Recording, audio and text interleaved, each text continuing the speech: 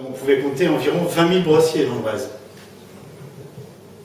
Aujourd'hui, la majorité de ces entreprises encore en activité sont des entreprises familiales et dont la création se situe entre 1830 et 1946.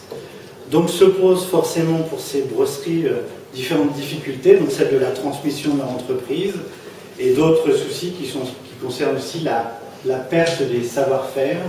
Et c'est là où on se rejoint aussi avec notre association AMBO, puisque nous on est pour la préservation de ce patrimoine industriel, mais aussi de ses savoir-faire, et tout l'enjeu est de les transmettre aujourd'hui. L'AMBO, c'est une longue histoire.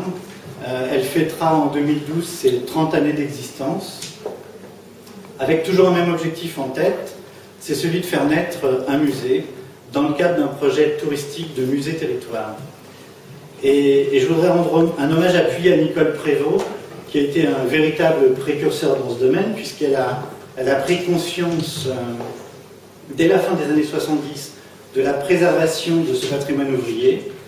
Et grâce à Nicole, les matières premières, les outils, les machines et les magnifiques collections dont vous pouvez admirer une partie aujourd'hui, on lui doit aussi à elle et à tous ceux qui ont participé à l'association depuis 30 ans pour avoir collecté et pour avoir sauvé tout ça.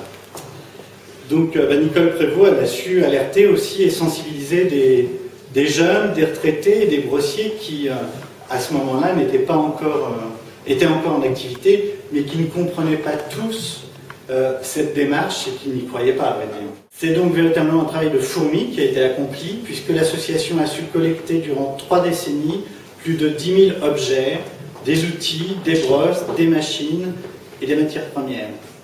On doit évoquer aussi tout ce qui a été fait comme présentation et comme travaux pédagogiques, des expositions où on est allé avec Nicole un peu partout dans l'Oise pour présenter des brosses.